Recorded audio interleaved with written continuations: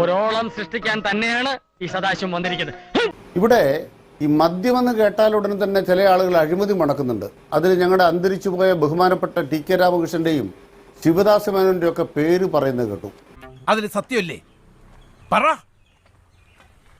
UDF Oommen Chandy സർക്കാരിന്റെ കാലത്ത് K Babu മദ്യ മുതലാളിമാരെ എല്ലാം വിളിച്ചൊരു യോഗം ചേർന്നു. എന്നിട്ട് പറഞ്ഞു, നിങ്ങളുടെ എല്ലാ ലൈസൻസിന്റെ തുക ഇത്തവണ വലിയ തുക വർദ്ധിപ്പിക്കാൻ പോവാണ്.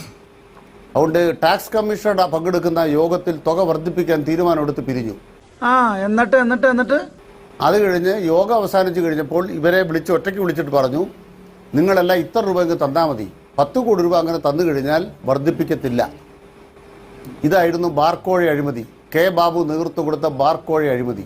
തുടങ്ങിയിട്ടുള്ളൂ, ഞാൻ വേണ്ടെന്ന് വെച്ചിരുന്നതാ.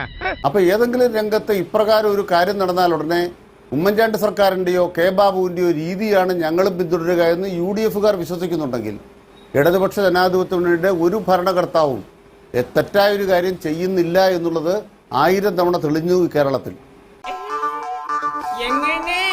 കോൺഗ്രസ് നേതാക്കന്മാർ പറയുന്നത് കേരളത്തിൽ ഉൽപ്പാദനമൊന്നും നടക്കേണ്ടതില്ല, കർണാടകത്തിൽ ഞങ്ങളുടെ നേതാക്കന്മാരെല്ലാം നന്നായിട്ട് സ്പിരിറ്റ് കച്ചവടം നടത്തുന്നുണ്ട്, അവിടുന്ന് സ്പിരിറ്റുമായിട്ട് വന്നാൽ ആ കച്ചവടം ഞങ്ങൾക്കൂടെ ഗുണകരമാണ്, അതുകൊണ്ട് അതിനപ്പുറം ഒരു കച്ചവടം ആരും നടത്തേണ്ടതില്ല, കേരളത്തിൽ ഉൽപ്പാദനം നടത്തേണ്ടതില്ല എന്നുള്ളതാണ് കോൺഗ്രസ് നേതാക്കന്മാരുടെ പരാതി. അമ്മാവൻ കാര്യമായിട്ട് ചെറിയുന്നുണ്ടല്ലോ. അമ്മാവൻ ചൊറിഞ്ഞൊറിഞ്ഞ് തല്ലു വെച്ച് കൂട്ടുന്നു. 2 കൊല്ലം മുമ്പ് കേരളത്തിന്റെ ബഡ്ജറ്റിൽ നടത്തിയ പ്രസംഗത്തിൽ ബഹുമാനപ്പെട്ട ധനകാര്യമന്ത്രി ശ്രീ KN ബാലഗോപാൽ പറഞ്ഞു, കർഷകർക്ക് അവരുടെ ഉൽപ്പന്നങ്ങൾ, ഇത്തരത്തിലുള്ള ഉൽപ്പന്നങ്ങൾ മൂല്യവർദ്ധിത ഉൽപ്പന്നങ്ങളാകുന്ന പദ്ധതി ഉണ്ടാക്കും. അപ്പൊ അത് കശുമാങ്ങയാണെങ്കിലും കപ്പയാണെങ്കിലും കൈതച്ചക്ക ഉൾപ്പെടെയുള്ള പഴവർഗ്ഗങ്ങളാണെങ്കിലും അതല്പം പഴുപ്പ് കൂടിപ്പോയാലും അവയെ ഉപയോഗിച്ചുകൊണ്ട് തന്നെ എഥനോൾ നിർമ്മിക്കുന്ന ഒരു യൂണിറ്റ് ആരംഭിക്കുന്നതിന് വ്യവസായ സംരംഭകരെ പ്രോത്സാഹിപ്പിക്കുക എന്ന നയം സർക്കാർ തീരുമാനിച്ചു. ആ നയം മദ്യനയത്തിൽ ഉൾപ്പെടുത്തി. ഇവിടുത്തെ നയം എന്ന് പറയുന്നത് നിക്ഷേപകരെ പ്രോത്സാഹിപ്പിക്കലാണ്, വ്യവസായ സംരംഭകരെ പ്രോത്സാഹിപ്പിക്കലാണ്. മുൻ പ്രതിപക്ഷ നേതാവ് രമേശ് ചെന്നിത്തലയുടെ ഫേസ്ബുക്ക് പോസ്റ്റ്, അദ്ദേഹം വിളിക്കാതെയും യാതൊരു നടപടിക്രമങ്ങൾ പാലിക്കാതെയും ഒയാസിസ് കൊമേഴ്ഷ്യൽ പ്രൈവറ്റ് ലിമിറ്റഡ് എന്ന സ്ഥാപനത്തിന് പാലക്കാട് കഞ്ചിക്കോട് ഡിസ്റ്റിലറി തുടങ്ങാൻ അനുമതി നൽകിയതിന്റെ കാരണം അഴിമതി മാത്രം എന്നുള്ളതാണ്. Raju P Nair. ED arrest ചെയ്തിട്ടുള്ള ഡൽഹി മദ്യനയ അഴിമതി കേസിൽ ഉൾപ്പെടെ പ്രതിയായിട്ടുള്ള പ്രകൃതി ചൂഷണത്തിന് കേന്ദ്ര മലിനീകരണ ബോർഡിന്റെയും അതുപോലെ തന്നെ കേന്ദ്ര ഭൂഗർഭജല ബോർഡിന്റെയും അന്വേഷണം നേരിടുന്ന കുറ്റക്കാരാണെന്ന് പ്രഖ്യാപിച്ചിട്ടുള്ള ഈ കമ്പനിയെ ഇവിടെ കൊണ്ടുവന്ന് ഇപ്പോൾ സംസ്ഥാനത്തിന്റെ കഴിഞ്ഞ വർഷങ്ങളിലെല്ലാം ഉള്ള മദ്യനയത്തിന് വിരുദ്ധമായിട്ട് ഇത് നടപ്പാക്കുമ്പോൾ മറ്റെന്ത് താല്പര്യമാണ് കാണാൻ സാധിക്കുക? ഇവിടെ വന്ന് പറയുകയാണല്ലോ, കെ എം മാണിയുടെ പേര് പറഞ്ഞില്ല. എന്താ അനിൽകുമാരെ, കെ എം മാണിയെ മറന്നുപോയോ? ബാർക്കോഴ കേസ് കെ എം മാണി അഴിമതിക്കാരനാണെന്ന് അനിൽകുമാർ പറയൂ. അനിൽകുമാർ പറ, അടുത്ത അവസരം വരുമ്പോ പറയാ കെ എം മാണി ഉൾപ്പെടെ ഉണ്ടായിരുന്ന ബാർക്കോഴ കേസ് അഴിമതിയായിരുന്നു എന്ന് പറ. കെ എം മാണി കള്ളനാണ്, കള്ളമാണിയാണ്, കള്ളത്തരത്തിന് വേണ്ടി അദ്ദേഹത്തിനെതിരെ ഞങ്ങൾ സമരം നടത്തിയിരുന്നു പറയാൻ സാധിക്കും അനിൽകുമാർ? ഇപ്പോ പിന്നെ കെ ബാബുവിനെ കുറിച്ച് മാത്രം പറഞ്ഞത്, ഏത് ജയിലിലാ കെ ബാബു കിടക്കുന്ന അനിൽകുമാരെ? നാണോ ഉണ്ടോ പറയാൻ?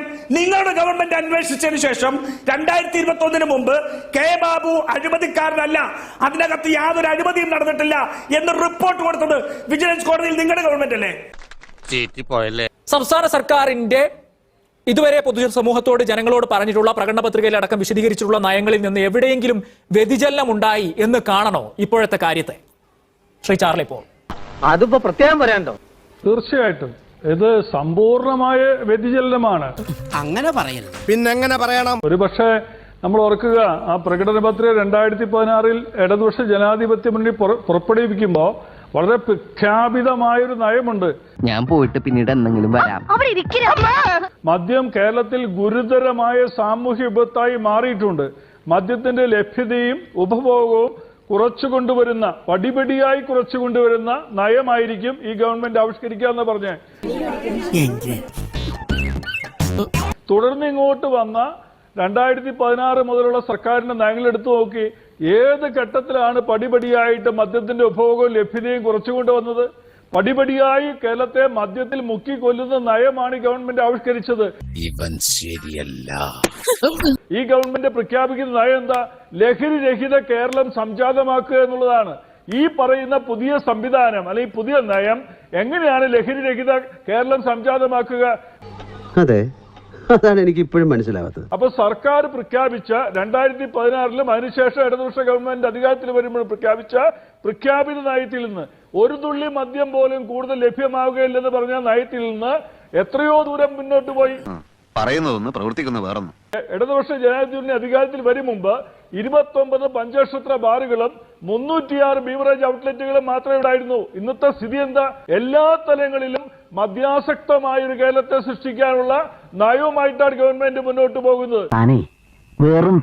അങ്ങനെ കേരളത്തിലെ ജനങ്ങളെ മദ്യത്തിൽ മുക്കിക്കൊണ്ടുകൊണ്ട് ഏത് വിധേനയും പണമുണ്ടാക്കുക, കുടുംബങ്ങൾ തകർന്നാലും വ്യക്തികൾ നശിച്ചാലും ഒരു കുഴപ്പമില്ലെന്ന് ചിന്തിക്കുന്ന ഒരു ഭരണകൂടം ഈ കേരളത്തിൽ മദ്യ മുതലാളിമാരുടെ ഒപ്പം നിൽക്കുന്ന കാഴ്ചയാണ് നമ്മൾ കാണുന്നത്. തൃശ്ശൂരിലെ മാടക്കത്തറയിലുള്ള കശുമാവ് ഗവേഷണ കേന്ദ്രമുണ്ട്. അവിടെ കശുമാവിൽ നിന്നും മാത്രം 23 ഇനം മൂല്യവർദ്ധിത വസ്തുക്കൾ ഉണ്ടാകുന്നുണ്ട്. മദ്യം തന്നെ ഉണ്ടാക്കണമെന്നുള്ള പിടിവാശി എന്താണ്? ആരെ രക്ഷിക്കാനാണ്? മദ്യം മൂലം രക്ഷപ്പെട്ട ഒരു മനുഷ്യന്റെ പേര് പറയൂ. ഇവിടെ കൊടുത്തിരിക്കുന്ന അനുമതി കേവലം ബിയർ വൈൻ ഉണ്ടാക്കാൻ വേണ്ടി മാത്രമല്ല, വ്യാപകമായ മദ്യോൽപാദനം ലക്ഷ്യമിട്ടുകൊണ്ടാണ് ഈ അനുമതി കൊടുത്തിരിക്കുന്നത്. ഈ അനുമതി മദ്യ രാജാക്കന്മാരെ, മദ്യ മുതലാളിമാരെ സംരക്ഷിക്കാൻ വേണ്ടി മാത്രമാണ്. മറ്റൊന്ന് എനിക്ക് പറയാനുള്ളത്, ഈ മദ്യവർജനം നയമാണെന്ന് ഒരു ഗവൺമെന്റ് പറയരുത്. മദ്യം വർജിക്കണോ വേണ്ട എന്ന് ഉപദേശ രൂപേണ പറയാൻ ഗവൺമെന്റ് എന്തിനാ? മദ്യത്തിന്റെ ഉൽപാദനം, വിതരണം, സൂക്ഷിപ്പ്, ഈ 3 കാര്യങ്ങളിൽ നയം എന്താണെന്ന് സർക്കാർ പറയേണ്ടത്. ഇത് വടി കൊടുത്ത് അടി വാങ്ങുന്ന പരിപാടിയാണല്ലോ ബാബു. അല്ലാതെ മദ്യം വർജിക്കുമോനെ എന്ന് പറഞ്ഞ് മദ്യം സർക്കാർ പറഞ്ഞതിന്റെ അടിസ്ഥാനത്തിൽ ആളുകൾ മദ്യം വർജിക്കുകയും അങ്ങനെ മദ്യം വേണ്ടാത്ത ആളുകൾ വരുമ്പോൾ മദ്യ ഷാപ്പുകൾ പൂട്ടിപ്പോവുകയും ചെയ്യുന്ന വിചിത്രമായ ഒരു അഴകുഴമ്പൻ നയം സർക്കാരിൻ്റെത്. അങ്ങനെയല്ല ഒരു നയം ഉണ്ടാക്കേണ്ടത്. ഒരു മര്യാദ വേണം. ഈ പ്രകടന പത്രികയിൽ LDF താങ്കൾ തന്നെ പറയണം. അതിനുവേണ്ടിയാണ് ചോദിക്കുന്നത്. ശ്രീ അനിൽകുമാർ, താങ്കൾ മറുപടി കൊടുത്തോളൂ. അതിന്റെ കൂട്ടത്തിൽ ഇവര് തന്നെ ഈ അതും ചാർലി തന്നെ ചൂണ്ടിക്കാണിച്ചാണ്. എന്തായിരുന്നു മദ്യനയം? ഈ സർക്കാരിന്റെ മദ്യനയം എന്തായിരുന്നു? ഉത്തരം പറ. അല്ല, ഈ മാന്യനോട്, ഈ മദ്യനിരോധന സമിതിയുടെ മാന്യനോട് ഇതിൻ്റെ അകത്ത് അഴിമതി ഉണ്ടോ എന്ന് ചോദിച്ചു. അപ്പം അദ്ദേഹത്തിന് ബോധ്യമില്ലല്ലോ അഴിമതി കാണുമെന്ന് പറഞ്ഞു. അങ്ങനെ കേരള സർക്കാരിനെ കുറിച്ച് അഴിമതി കാണുമെന്നൊരു ഉത്തരം അയാളെ കൊണ്ട് പറയിപ്പിച്ചിട്ടുണ്ടെങ്കിൽ ആ മാന്യനെ കുറിച്ച് എനിക്ക് തിരിച്ചൊരു ചോദ്യമില്ലേ? കേരളത്തിന്റെ പുറത്തുനിന്ന് ലക്ഷക്കണക്കിന് ലിറ്റർ മദ്യം ഓരോ ദിവസവും വാടയാർ ചേരുമ്പോൾ ഇങ്ങോട്ട് കടന്നുകൊണ്ടിരിക്കുമ്പോൾ ഈ മദ്യനിരോധനം നോക്കി വിഷമമൊന്നുമില്ലേ? അപ്പൊ കർണാടകത്തിലെ കോൺഗ്രസിന്റെ മന്ത്രിയായിരുന്ന ജോണിന്റെ കമ്പനിയും മറ്റ് കോൺഗ്രസ് നേതാക്കന്മാരുടെ കമ്പനിയൊക്കെ അവിടെ ഉണ്ടാക്കുന്ന മദ്യം ഇങ്ങോട്ട് കൊണ്ടുവരുമ്പോൾ പച്ചക്കൊടി കാണിക്കുന്ന മദ്യനിരോധന സമിതിക്കാരാണ്. കേരളത്തിൽ എന്തെങ്കിലും വന്നാൽ ഉടനെ ഇവിടെ കുഴപ്പമെന്ന് പറഞ്ഞ് ചാടി വീഴുന്നത്. അത് നല്ല മദ്യനിരോധനമാണ്. ആയിക്കോട്ടെ, നമുക്കപ്പോ മദ്യനിരോധന സമിതിയുടെയും മദ്യവിരുദ്ധ സമിതിയുടെയും ഒക്കെ ആത്മാർത്ഥതയിൽ ചോദ്യങ്ങൾ ഉന്നയിക്കാം. അപ്പൊ സംസ്ഥാന സർക്കാരിന്റെ മദ്യനയത്തിൽ ആത്മാർത്ഥതയിൽ ഉള്ള ചോദ്യത്തെ അഡ്രസ് ചെയ്താൽ നല്ലതാവില്ലേ ശ്രീ അനിൽകുമാർ? നിങ്ങളൊരാളെ ചർച്ചയെ കൊണ്ടുവന്നിട്ട് EMSന്റെ കാലം തൊട്ട് കമ്മ്യൂണിസ്റ്റുകാർ ചെയ്തുകൊണ്ടിരിക്കുകയാണ് എന്ന് കോൺഗ്രസ്സുകാരനേക്കാൾ വീറോടുകൂടി വാദിച്ചുകൊണ്ടിരിക്കുകയാണ്. എന്നിട്ട് പറയാണ് മദ്യനിരോധന സമിതി. അതിനൊന്നും ഇല്ലേ? ഇപ്പൊ 2-3 മിനിറ്റ് താങ്കൾ അദ്ദേഹത്തിന് മാത്രം മറുപടി കൊടുത്തോണ്ടിരിക്കുന്നു. പറഞ്ഞ കാര്യത്തിൽ തന്നെ നിൽക്കുന്നു. ഞാൻ എന്റെ ചോദ്യം ഒന്നുകൂടി ആവർത്തിക്കുന്നു. ആയിക്കോട്ടെ, ശരി, അതിന് ചാർലി തന്നെ മറുപടി പറഞ്ഞോളും. പക്ഷെ നമുക്ക് ചോദ്യങ്ങൾ ഇനിയും ബാക്കി നിൽക്കുന്നതുകൊണ്ടും സമയം കുറവുള്ളതുകൊണ്ടുമാണ് ഞാൻ ആവർത്തിക്കുന്നത്.